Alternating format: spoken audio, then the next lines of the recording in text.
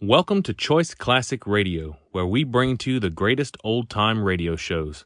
Like us on Facebook, subscribe to us on YouTube, and thank you for donating at choiceclassicradio.com.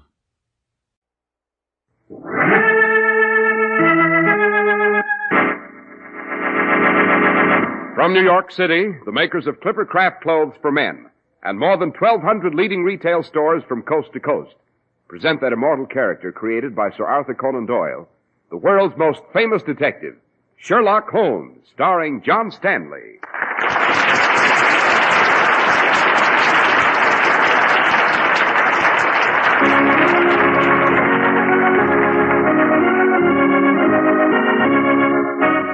This week's story, The Adventure of the Devil's Foot.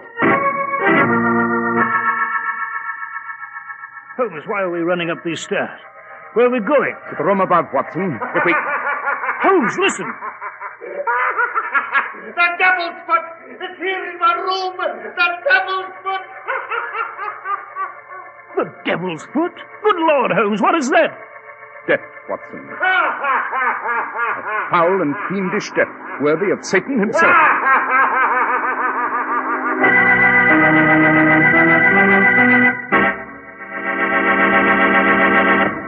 We're at the door of Dr. John Watson's study, and we're about to hear another of his adventures with the fabulous Sherlock Holmes. Well, good evening, Mr. Harris. Good evening, Dr. Watson.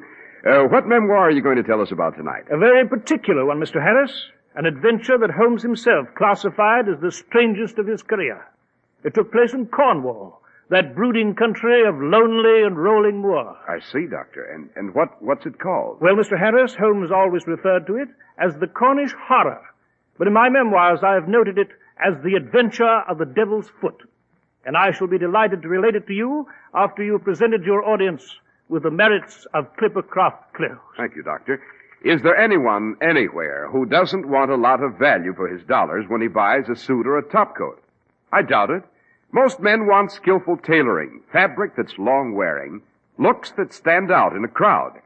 And that's just what they get in a suit or overcoat with a Clipper Craft label, and at a price they can afford to pay. Yes, Clipper Craft is considered one of the greatest clothing values in America today, because dollar for dollar, you can't beat the values. A Clipper Craft pure worsted suit, for example, is only $45. A Clipper Craft topcoat or overcoat is just $40 to $47.50. And there's quality in every inch of the fabric, every seam, every buttonhole. Yes, for a deliberately planned clothing buy that's honest-to-goodness quality and value through and through.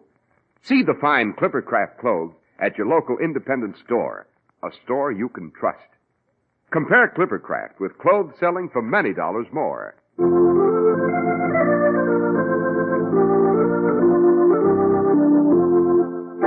And now, Dr. Watson, what about the adventure of the Devil's Foot? Well, Mr. Harris, it began in the spring of 1897. In that year, Holmes's iron constitution began to show some signs of strain. So we repaired for holiday to a house on the tip of the Cornish peninsula. Little did we suspect what was soon to transpire. It began one evening at a house called Tredanick Wather, near an old stone cross on a moor. Here, Mortimer Tregennis had been visiting his brother George and his sister Brenda. It's a dark night on the moor, George, and a lonely walk to the village. Come now. My dear brother Mortimer isn't afraid of ghosts and devils now, is he? George, why don't you stop? Why don't you let Mortimer alone? He lets us well enough alone, don't he, sister? The moor's not good enough for him, oh no. He has to live alone at the vicarage in the village. But you'd like to live in better style, wouldn't you, Mortimer? What do you mean? You know what I mean. The shares of the tin mine Father left to Brenda and me. You'd like to have them for your own, wouldn't you? George, please, you're being rude and uncharitable. Perhaps I am, Brenda. I could never stomach a coward. I'm not a coward, George. It's just the way the moor is tonight, with the wind howling out there, and the moon gone, and that old stone cross standing naked against the sky, and... George. Oh, what is it, Mortimer? I thought I saw something moving around out there. A figure in a black cloak with shining eyes. Evil eyes. Well, bless me. He's seeing the goblins already, Brenda. Afraid to walk home now, hey, Mortimer? I wouldn't stay here another minute if you begged me to, George. I'm tired of your carping and your insults. I'll show you if I'm afraid to cross the moor. Mortimer! Good night!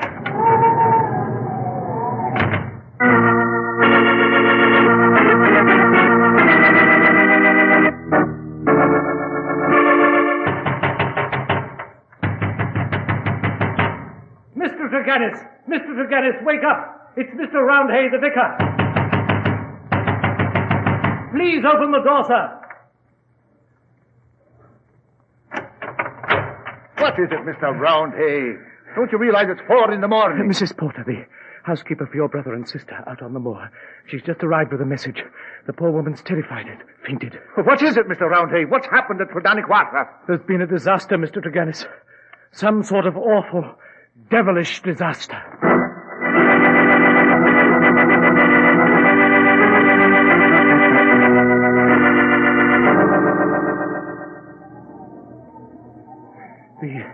The lights are on in the house, Mr. Tregennis. Yes. I don't understand it, Mr. Roundhay. My sister and brother were perfectly all right when I left. Suppose we go in and take a look. I tried to get an account of what had happened from the housekeeper, Mr. Tregennis, but she was quite incoherent, and then... Good heavens, what's that? I don't know. It sounds like George.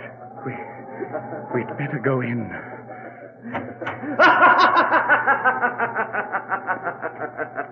Oh, good heavens!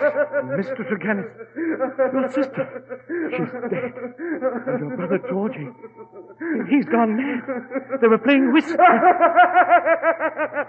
was the devil what come here! The devil! The devil! The devil!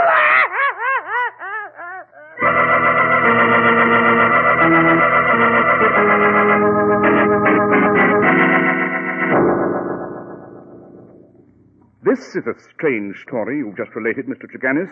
Very peculiar set of circumstances indeed. I find them most fascinating. And most horrible, Mr. Holmes.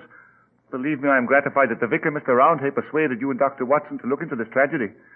We consider it most fortunate that you decided to take your holiday here. Yes, quite. Now then, Mr. Tregennis. Yes, Mr. Holmes. As I understand it, your sister was found dead, and your brother was still holding his twist cards and laughing wildly. What do you make of it, Holmes? It's a little too early to form any conclusion, Watson. But to continue, Mr. Tregennis, you thought you saw something lurking out on the moor just at the time you were to leave the house last night.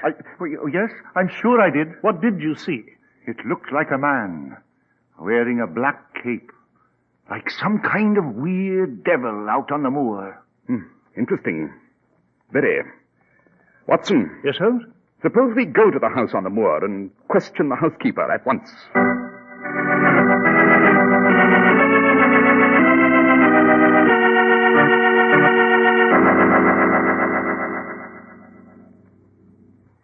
Well, Mr. Holmes, that's my story. I was asleep. Heard George laughing as though he were balmy, and found him. And if you ask me, 'twas the devil let did them both in. Indeed? Oh, come now, Mrs. Porter. The devil it was, Dr. Watson. Him that lives in the lonely wood of Beecham Arians, on the moor. Lives like a hermit, he does, and comes from the devil's roost in Africa. Interesting, Mrs. Porter. Very. And what is this satanic gentleman's name? Sterndale. Dr. Sterndale, he calls himself. Oh, Sterndale, the famous African explorer. Yes, quite, Watson. But, Mrs. Porter, why do you suspect this man Sterndale? He's a man of strange and lonely habits, and rough temper. And he was sweet on my mistress, Brenda Tregennis. They knew each other? Aye. I've heard that he offered marriage, but she would have none of him. Watson, perhaps we'd better have a talk with this fellow, Sterndale.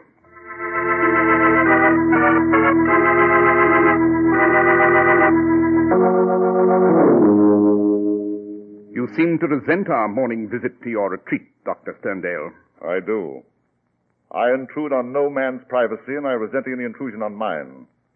State your business quickly and get out, before I throw you out and slam this gate behind you. Holmes, the infernal cheat. Quiet, Watson.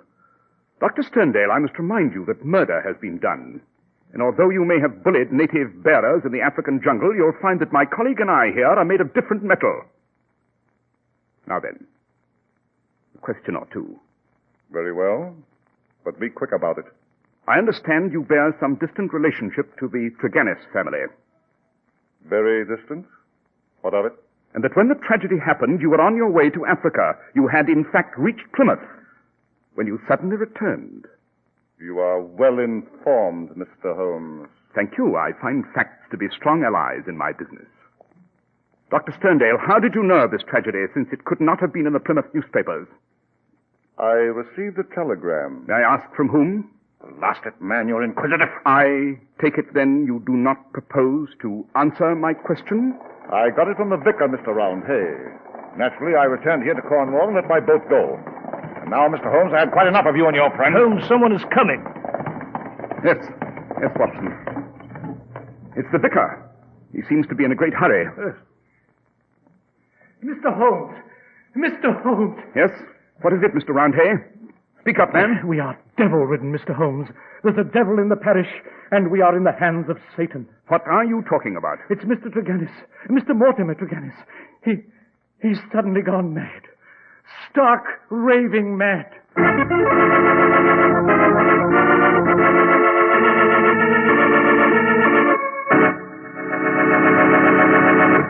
Well, Dr. Watson, no wonder Sherlock Holmes considered this his greatest adventure. Yes, Mr. Harris. You have not heard the end of it yet. After you tell our audience something about Clippercraft clothes, I shall resume this weird story. We shall all join you in a minute, Doctor. Way back in the old days when men sat around a cracker barrel and talked about the cost of living, weighed their dollars, planned how much they'd spend for this or that, way back then, they would have recognized a Clippercraft suit or overcoat as a really good sound buy, because Clippercraft clothes have all the steadfast quality you want at your kind of everyday price. Luxurious fabrics, skillful tailoring, smart lines. They're made especially for men who like to look well-dressed, but don't want to throw their budgets out of gear. They're the kind of clothes your local independent dealer is proud to feature, because in times like these, they're worth every single penny and more than their price tags read. The reason you save so much when you buy a Clippercraft coat or suit is the enormous combined purchasing power of more than 1,200 stores throughout America. In other words, the famous Clippercraft plan. That's why men who know insist on Clippercraft clothes bearing the Clippercraft label. So be sure to visit the Clippercraft store in your city. These leading stores in the metropolitan area are proud to add their names to Clippercraft in your suits, topcoats, and overcoats. In Manhattan, Saks 34th, Broadway at 34th. John Wanamaker Men's Stores, Broadway at 8th and 67 Liberty Street. In Brooklyn, Abraham and Strauss. In Newark, New Jersey, Boulevard Men's Shop, Kresge, Newark. And in Jamaica, the B&B Clothes Shop, 16408, Jamaica Avenue.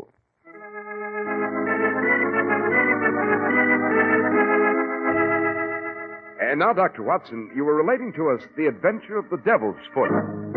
So I was, Mr. Harris, so I was. After the vicar's dramatic announcement, Holmes and I joined him in his carriage.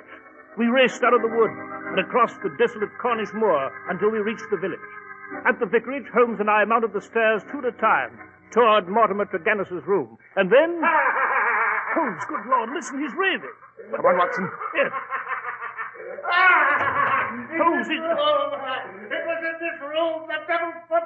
The devil's foot! The devil's foot! Holmes, the devil's foot! What the deuce... Holmes, that pungent odor we detected at the house. It's in here. Quick, Watson. Open the window. Right, Holmes. Devil's foot. Still present. The devil's foot! Yes! Yes, that's it! The devil's foot!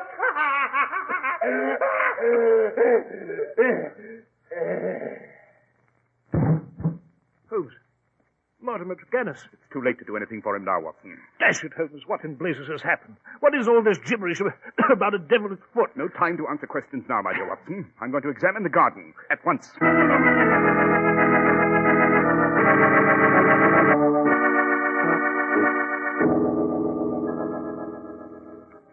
Watson, I'm beginning to suspect what has happened. Aha! What is it, Holmes? Observe, Watson, note. This footprint here in the soft earth. It is a ribbed pattern. And here, on the leaf of this bush, Observe, it's sprinkled with ashes. Ashes? What kind of ashes? The devil smokes a cigar, Watson. Come, let us go back to the room upstairs.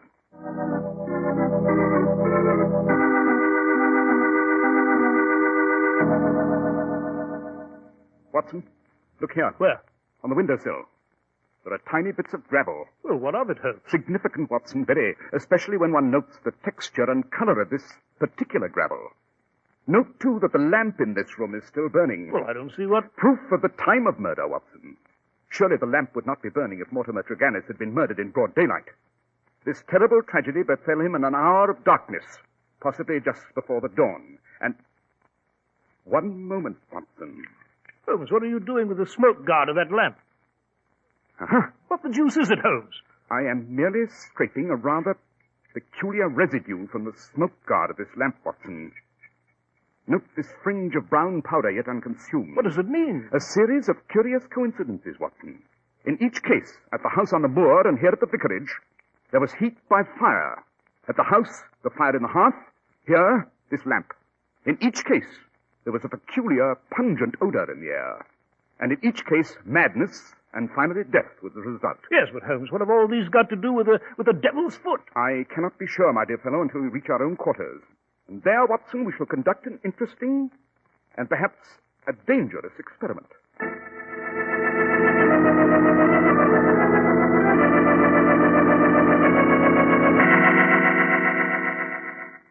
Well, Watson, we're ready. Yes.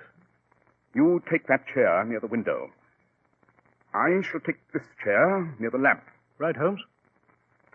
Now, then, we shall light the lamp. And now, in this envelope, I have some small scrapings of that brown substance I took from Mortimer Tregennis's lamp. Suppose I sprinkle it on this hot lamp shield. Yes, but Holmes, what the deuce is the... that odor. It's here, Holmes. It's in here. Steady, Watson. That's funny. It makes my head swim. What a laugh. I want to laugh. Watson? Watson, can you hear me? It makes me want to laugh. I want to laugh. Watson, I've got to get you outside, in the air. Here, put your arm around my shoulder, Watson. Steady, old man. Steady.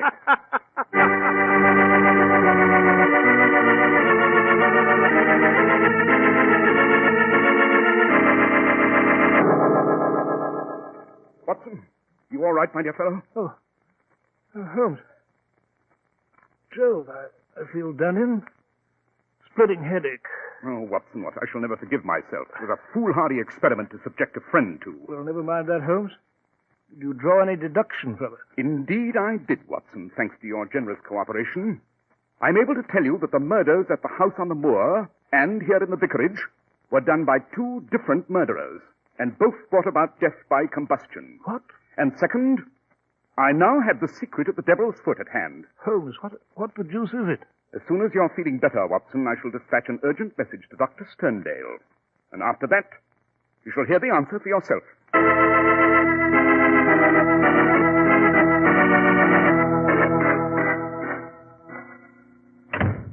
Ah, good evening, Dr. Sterndale. Mr. Holmes, I am in receipt of your rather cryptic message. Ah, to be sure. And I'm at a loss to know, sir, what you can have to speak about that affects me in such an intimate manner. Would murder be reason enough, Dr. Sterndale? Murder? Precisely.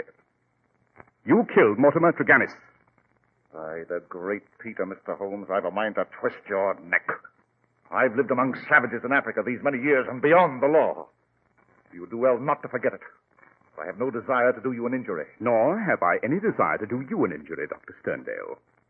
Surely the clearest proof, knowing what I know, is that I have sent for you instead of the official police.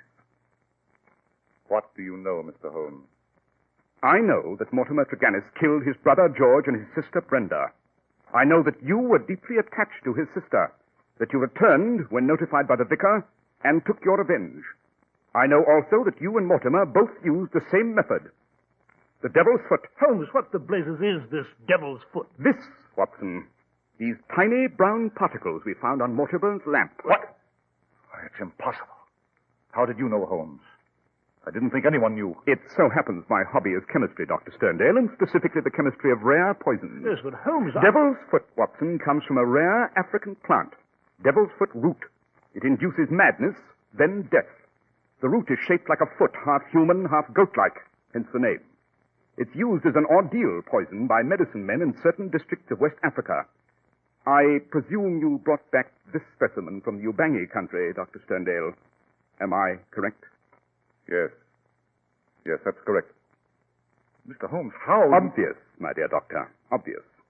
In some manner, Mortimer Tregennis received some of this powder from you. Yes. I showed it to him on one occasion, and he must have stolen it. Precisely. Tregennis coveted the shares his brother and sister owned in the family tin mine. When he left the house on the moor, he threw some of the devil's foot into the fire. Yes. Yes, he killed her. He killed Brenda out of his greed for money. But I loved her. I loved her more than anything in the world. That is why I lived near her on this desolate moor. How does it happen, Doctor, that you didn't marry her? Because I already have a wife, and she refuses to release me. When I heard that Mortimer had killed the only person I loved in this world, when I heard how she had died, I knew. And so I returned. Quite. You woke Mortimer by throwing gravel on his window, a gravel peculiar to your own grounds. You requested an audience in his chambers and threw some of the particles on his lamp. Then you went down to the garden, smoked a cigar, and waited for him to die. So that was the footprint? Yes, Watson, of the very tennis shoes Dr. Sterndale's wearing now. Dr. Sterndale. Yes, Mr. Holmes? Why didn't you appeal to the official police? Accuse Mortimer Tregennis yourself. I thought of that. The facts were true, but what jury would believe my fantastic story?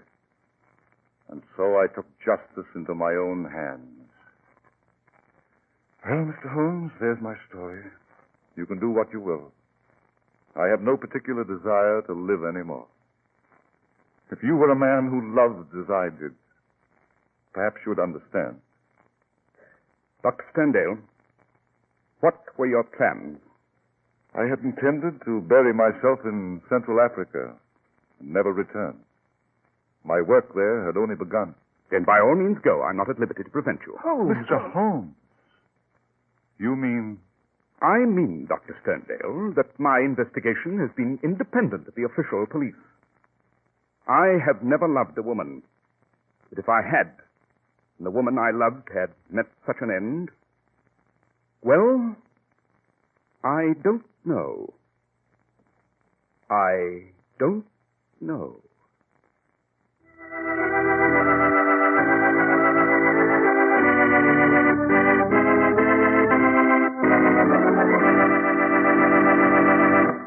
Well, Dr. Watson, that was a very strange and a very exciting adventure. Well, thank you, Mr. Harris. Of course, you'll understand why I could not disclose this particular memoir until only recently. Of course, Doctor. And now, Dr. Watson, what have we for next week? Next week, Mr. Harris, I shall relate to you the adventure of the blood-stained goddess. It concerns a dead body found under the gaslight on Baker Street, a desperate band of Chinese fanatics, and a manhunt through the streets of Limehouse.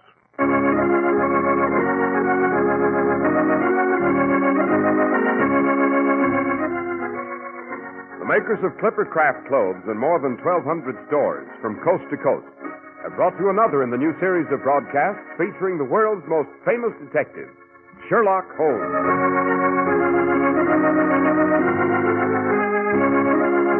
Our stories are based upon the character Sherlock Holmes, created by Sir Arthur Conan Doyle, and the program is produced and directed by Basil Loughlin.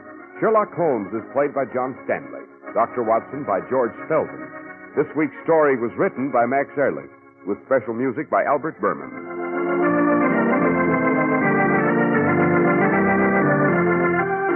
If you don't know your Clippercraft dealer, write Clippercraft, 200 Fifth Avenue, New York City. Be sure to listen next week to Sherlock Holmes in the adventure of the blood-stained goddess.